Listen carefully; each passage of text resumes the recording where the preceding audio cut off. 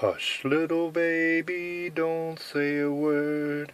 Mama's gonna buy you a mockingbird. There was no doubt about it. The girl was scared. She had woken up here chained to a steel ring on the floor. She had no idea how she got here, or even where here was. The last thing she remembered was walking through the mall parking lot to her car.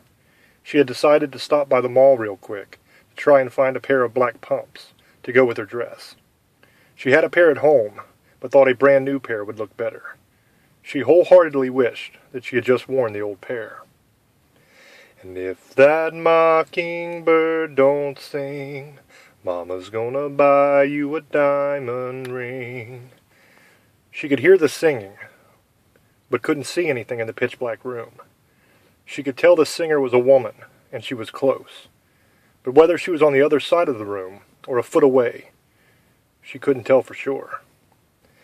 And if that diamond ring don't shine, Mama's gonna stick a needle in your eye. She felt a sharp pain in the back of her neck as the needle pierced her skin. Instantly, she was paralyzed.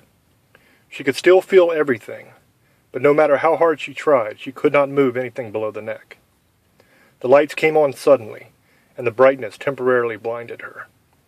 Once her eyes adjusted, she could see a woman on the other side of the room, standing in front of a table. The woman turned towards her, revealing her face. She is beautiful, isn't she? The voice coming from behind her was the rich baritone of a man. You should feel honored that she chose you. There were several options, but she saw something in you. I can't wait to open you up and see what it is, the man said, laughing. The woman was making her way across the room towards the girl. Between the man's crazy laugh and the large circular needle and thick spool of what looked like fishing line the woman had in her hands, the girl finally cracked. Once she started screaming, she couldn't stop.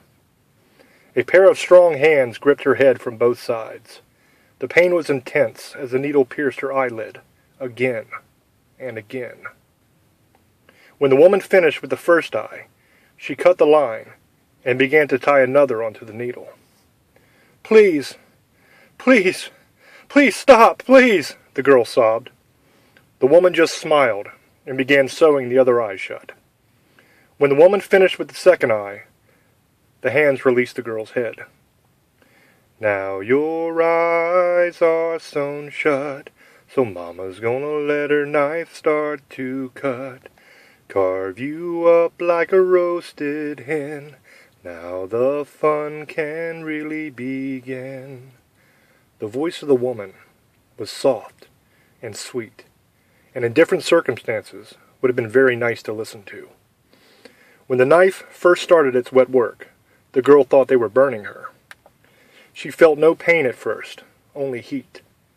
The heat quickly turned into a razor-sharp burning, which grew until it overtook everything in the girl's mind, until even her screams seemed to fade away. The woman was cutting chunks of meat off the girl and laying them in a basin of water beside her. The man was reaching into the basin and pulling the meat out and running it through a meat grinder. The burger that came out the other end was collecting in a large gray bus tub. Once the butchering was finished, the woman washed up in the sink and went back to the front of the mobile home and started to drive.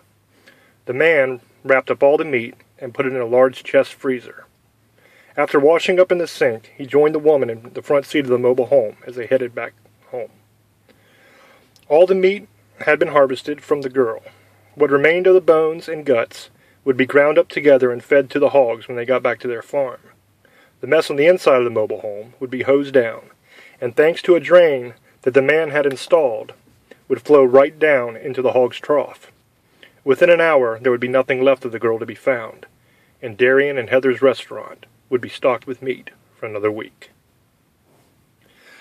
That's the first little excerpt from my book, I Am Legion.